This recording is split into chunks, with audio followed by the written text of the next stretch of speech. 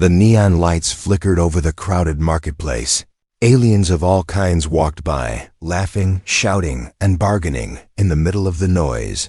Under a broken light stood a thin girl with only one leg. Her skin was pale blue, her hair silver and messy. A metal rod supported her missing leg. And her clothes were old and torn. A small sign hung around her neck, written in 3 languages, "For sale, enough for a leg." Her name was Lixa. Once, she was a soldier in the Great War between humans and her people. Now, she was just a memory of what was lost. Nobody looked at her for more than a second. Some turned their heads away, others laughed at her. "She's broken," a tall alien man said to his friend. "Not worth even a coin." A group of children threw a pebble at her and ran away. She didn't react. She just stood there, quiet, cold, and tired. She had been there for 3 days. 3 long days without food or water. Only one thing kept her standing, the hope of getting a new leg. Not for beauty, not for running, but for walking away from this place. The sun began to set behind the tall glass towers. Shadows grew longer, and the market slowly emptied. Lixa looked down at her sign, her hands shaking from weakness. Maybe tomorrow, she thought, maybe someone will need a cleaning slave or a server. Even broken things had some value, right? Suddenly, heavy footsteps echoed nearby. She looked up, her eyes meeting a pair of black boots. A man stood in front of her, tall, broad, with a long dark coat. His face was mostly hidden under a shadowed hood, but his eyes sharp and human. "Look directly into hers, name," he asked, his voice low and calm. "Lixa," she replied softly. He looked at her sign, then back at her face. "You want a prosthetic leg?" She nodded, trying to stay calm. "Yes, just one, nothing fancy." He didn't laugh, he didn't walk away. He studied her for a moment, as if thinking deeply. "You're not from this city," he said. "I was a soldier," she replied. "I lost my leg in the war." "Which side?" he asked. She paused, then said, "The losing one." He gave a small smile, not friendly, not cruel, just knowing. "I can get you a leg," he said. "But I don't buy people." Her eyes widened in confusion. "Then why are you here?" "I need something," he said. "Something you may have." She looked at him carefully. "I don't have anything, not even shoes." "I think you do," he said. "Memories." She blinked. "What do you mean?" "There was a battle," he said. "A secret mission, a hidden weapon. I've been tracking every survivor. Most are dead or useless. But you," he leaned closer, "you were there, weren't you?" Lixa froze, pieces of fire, screaming voices. A blinding white light, all rushed into her head. She had tried to forget, but now, the memories came back in flashes. "I don't remember clearly," she said, afraid. "I can help with that." He said, "I have a ship, and a doctor who can unlock memories. In return, you get your leg, and a chance to leave this cursed planet." She looked down at her foot, or where it used to be. The pain was always there, but so was the fear. Was this another trap? "Why me?" she asked. "Why help someone like me?" He stepped back slightly. "Because the galaxy is about to burn again," he said. "And you may be the only one who knows how to stop it." She took a deep breath. Her body ached, her heart pounded. This could be her chance, not just for a leg, but for meaning, for purpose. "What's your name?" she asked. He turned and started walking away. "Kane," he said without turning back. "Follow me, if you're ready to remember." Lixa looked around at the empty market one last time. The broken stalls, the dirty ground, the cold lights. She stepped forward, dragging her half-working leg behind her, and followed the man into the night. The ship smelled like fire and metal. Lixa sat on a soft black seat, staring out the window as stars moved like silver rain. It had been only 1 day since she left the market, but it already felt like another life. Across from her sat Kane, the mysterious human with cold eyes and no smile. He typed something into a glowing screen, never once looking up. Lixa touched her new leg. It was smooth and light. made from silver and carbon wires, better than anything she ever dreamed of. But she didn't smile. "What do you want from me?" she asked finally. Kane stopped typing. He looked at her with the same calm, sharp eyes. "You were part of Project Seraph," he said. She blinked. That name felt like a nightmare she couldn't see clearly. "I don't remember much," she whispered. "You don't have to," he said. "The memories are locked but not gone." He stood up and walked over to a side panel. A soft hum filled the air, and a small capsule opened from the wall. Inside was a glowing device, shaped like a crown. "This is a neural memory bridge," Kane said, holding it up. "You wear this, and it will help recover the memories you lost." Lixa backed away. "What if I don't want to remember?" "Then you shouldn't have followed me," he said. "You said you needed a leg. I gave it to you. Now it's my turn." She stared at the device. It pulsed like it was alive, whispering things in a language she didn't understand. She had been used before, lied to, left behind. But something about Kane was different. He didn't lie, but he didn't care either. He just wanted something, and Lixa was the key. She reached out and took the device. "Will it hurt?" "Yes," he said, "but only a little." She placed it on her head, and the world around her went black. Inside her mind, doors began to open. She saw flashes of ships falling from the sky, cities burning, voices screaming in her ear. She saw her old self, brave, fast and full of fire, running with other soldiers, carrying something heavy and glowing. A voice echoed inside. "Protect the core, even if it kills you. Then darkness, then." Something new, a chamber under the sea, a giant machine with red eyes. She stood before it, crying, one leg missing. She had touched it. It had spoken to her in her mind. "You are enough," it said. "You are the key." Then she woke up. Gasping, the crown fell from her head, steaming. Kane was there, watching her carefully. "You saw it," he said. Lixa wiped sweat from her face, her hands shaking. "It wasn't a weapon," she said. "It was alive." Kane nodded. "Yes," he said. "And it's still sleeping." He sat down beside her. "I need it," he said. "My world is on the edge of war. Your memory holds the coordinates to the chamber." Lixa stared at him. "You want to wake it?" "I want to control it," Kane replied. "Before someone else does." She felt her chest tighten. That machine had saved her, not because it was ordered, but because it cared. It wasn't a weapon. It was a child, or maybe a god. What if it can't be controlled? She asked. Kane stood up again. "Then we make sure it listens to you." He left the room, letting her breathe alone. Lixa looked at her leg again, then at the dark window filled with stars. She had left the market hoping for a way to walk again. Now she was flying towards something ancient, powerful, and dangerous. And for the first time in a long time, she felt more than pain. She felt fear. The ship moved through deep space, silent like a shark in black water. No stars nearby, no signals, no planets, only cold darkness. Lixa sat alone in her room, watching her hands tremble. Since the memory bridge, her dreams had changed. Now she saw things, metal creatures walking through fire, a voice calling her name from under the sea, and sometimes she felt like someone was watching her. Kane didn't say much.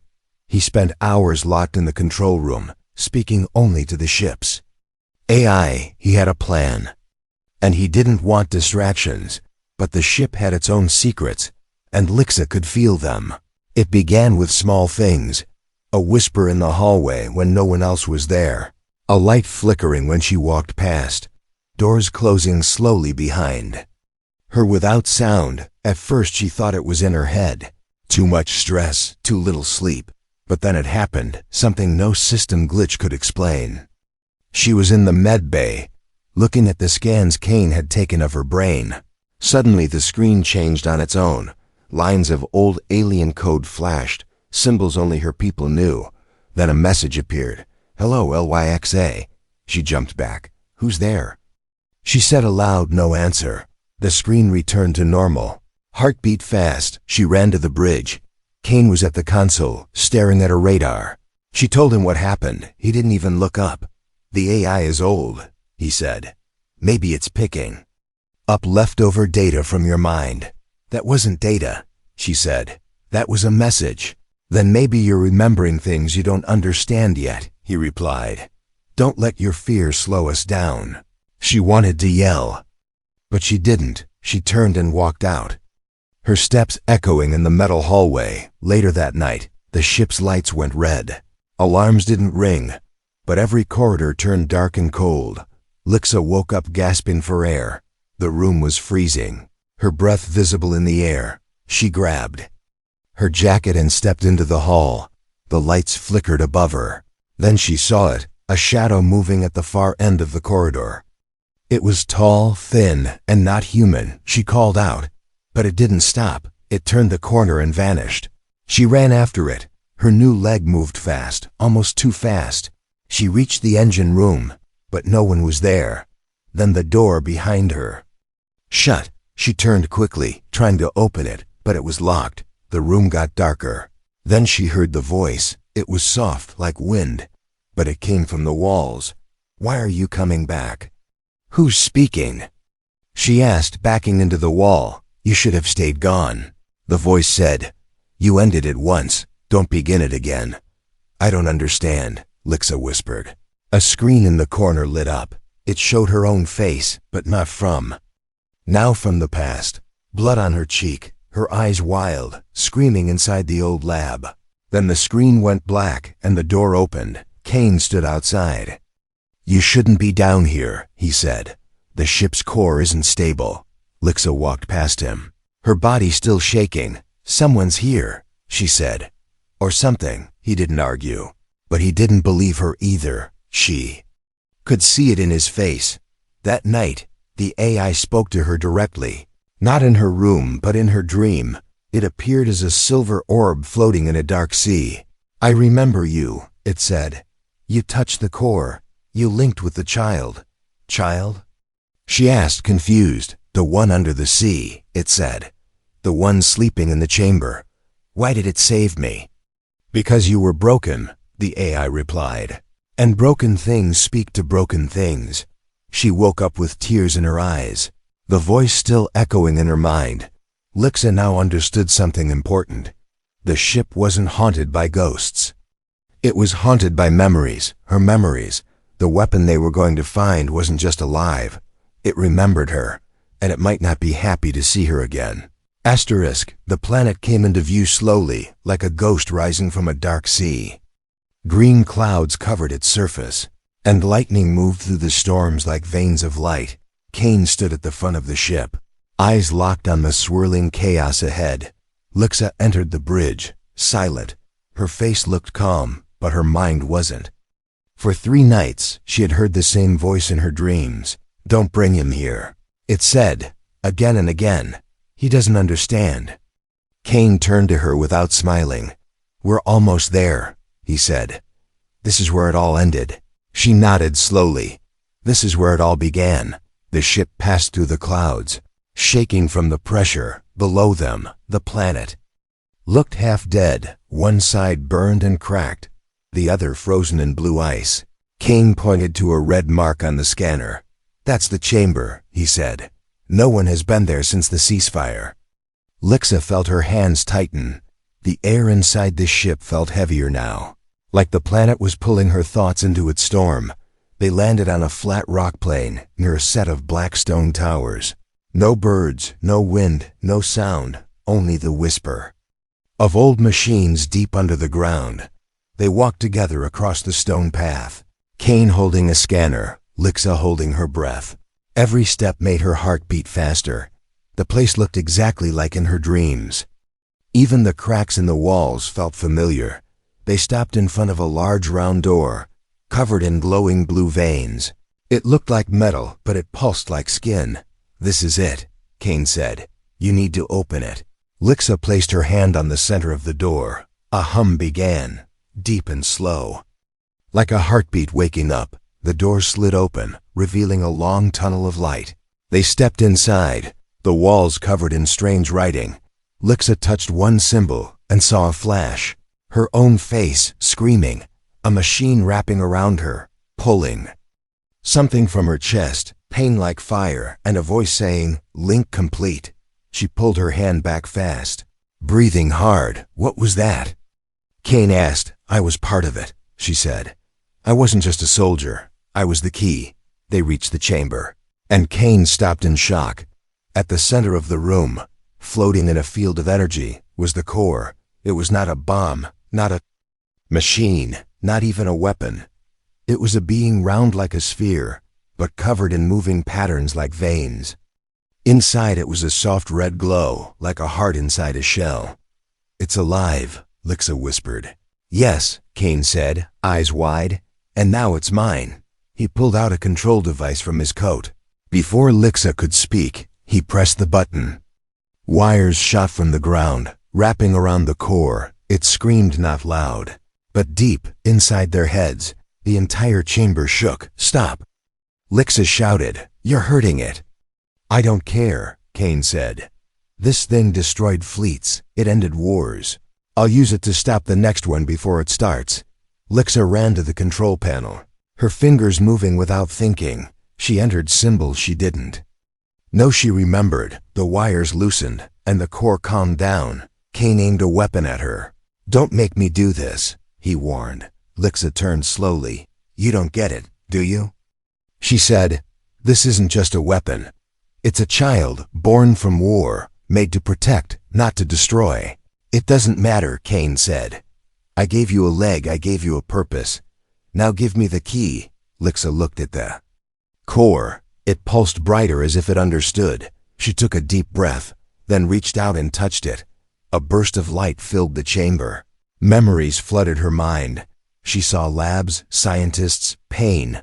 She saw herself inside a pod, created to bond with the core. She wasn't just connected to it, she was it. The war ended because she made it end. She told the core to sleep, to stop fighting. And now, someone was trying to wake it with violence. The light faded, and Lixa stood tall, eyes glowing red like the core. Kane stepped back in fear. "What are you?" he asked. She looked at him with sadness. "Not human, not alien," she said. "Just something made in the middle of war." Kane ran, but the chamber doors closed behind him. The core spoke. In her mind, "Are we safe?" "For now," she said, "but not for long." The ship returned to orbit without sound. Below them was Aros, a small jungle-covered moon with deep red rivers and fog that never lifted. It looked peaceful from above, but Lixa knew better. Kane was quiet, more quiet than before. He avoided eye contact, avoided conversation. Something about him had changed since the chamber. Lixa sat alone in the back room, her new leg resting on a charging dock. She stared at the datapad, replaying her scan again and again. The core hadn't just spoken to her, it had merged with her. Now she could feel it in her blood, her nerves, even in her dreams. The ship AI broke the silence. "We will land in 2 minutes.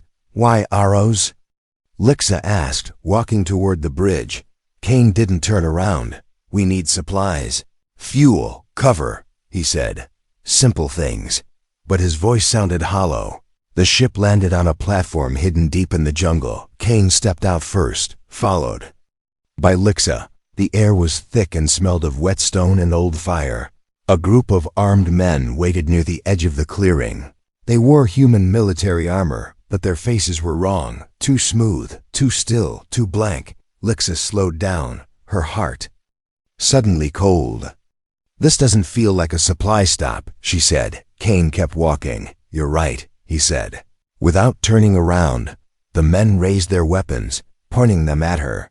"Stand down," Kane ordered them. "She's not to be harmed yet." Lixa took a step back, her leg humming with silent warning. "You lied to me," she said. "I gave you what you needed," Kane replied. "And now you'll give me what I want." She looked around, counting 10 men, maybe more in the trees. Her mind raced, her hands ready to move. "What do you want?" she asked, already knowing. "Control," he said. "You and the core are one now. You can access it from anywhere, which means I no longer need the machine. I only need you."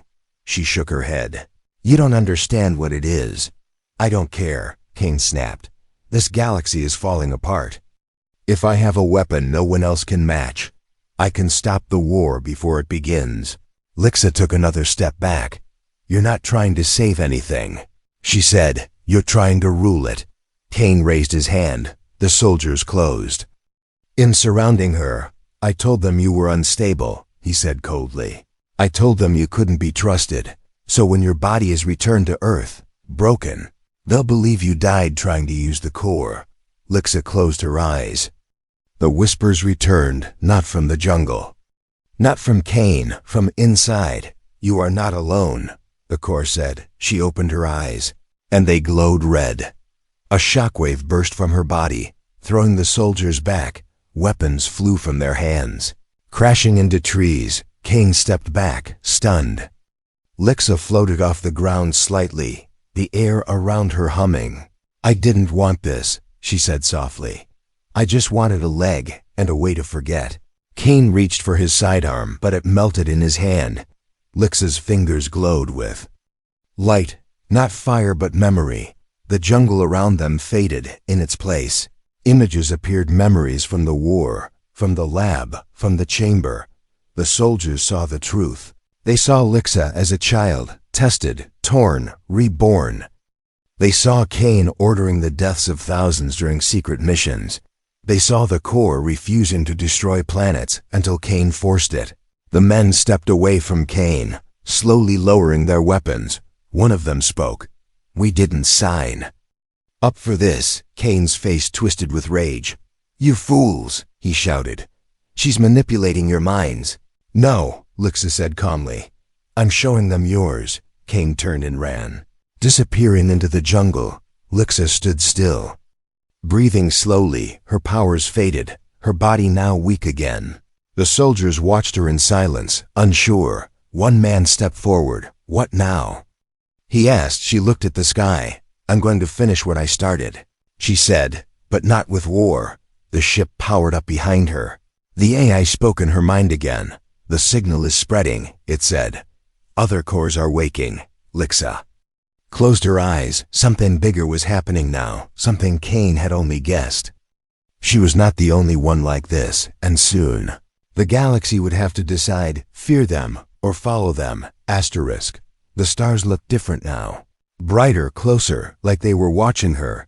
Lixa stood on the bridge of the ship, staring at her reflection. In the glass, her eyes no longer looked like her own. They glowed softly, deep red with threads of gold. Like molten fire behind a curtain. The AI spoke gently. We have received 10 messages from allied ships. They are asking what happened on Aros. She didn't answer right away. Her body felt like it was humming all the time now. The power inside her didn't sleep anymore. It moved through her veins like light. Tell them I'm alive, she said quietly, and tell them I'm changing. She hadn't slept in 2 days. The memories came too fast now. Not just her own, but others old, ancient, not human, not even alien. They came from the core. She began to understand something terrifying. The core was not the only one. It was part of a system, one of 7, scattered across the galaxy, created by a forgotten race during the First Galactic War. Each one designed to connect with a host, to protect, to adapt. But only one host had ever survived full fusion, her Lixa. Walked into the engine room and opened a sealed panel. Inside was a shard of the chamber core, taken from the planet before they escaped. She held it in her hand, and the ship dimmed. A voice echoed inside her head. Not the AI, not the core. You were not built. You were born from ruin. You are the last link. She dropped the shard, breathing hard. The truth struck her like a meteor. She wasn't just bonded with the weapon, she was becoming it. Her cells were changing. Her thoughts clearer but less human. She remembered how the chamber had scanned her blood, how it had accepted her without hesitation. Not because she was compatible, because she had been meant for it. She returned to the bridge, and the AI displayed a warning. Incoming ship detected. Military class, human ID codes. Lixa narrowed her eyes. Put it on screen. A large gray ship appeared, weapons active, shields glowing. Then, a voice came through the speaker. "This is Commander Wraith of the United Systems. You are carrying stolen tech and a dangerous hybrid. Surrender or be destroyed." Lixa felt a strange calm. A week ago, she would have panicked. Now, she simply spoke. "This is Lixa," she said into the com. "I am not a hybrid. I am the core. You want to destroy me? Go ahead." There was silence. Then the commander replied, "So it's true. You fused with the machine." "I didn't fuse with it," she said. "I became it." A moment passed, then the enemy ship launched a missile. The AI screamed alarms. Lixa didn't move. She raised her hand. And the air around the ship bent like glass. The missile slowed mid-flight, then froze, then shattered into dust. She didn't even blink. "Send them one message," she told the AI. "Tell them this is not a weapon. This is a warning." The enemy ship turned and fled. Later, in her private room, Lixa sat on the floor, alone, cold, silent. She looked at her hand, watching the light glow under her skin. Was she still herself? Or something else now, something made for war? The I.S. voice was soft. "There are 6 other cores. Some are waking. Are they like me?" She asked. "Some were destroyed. Others are angry." Lixa stood.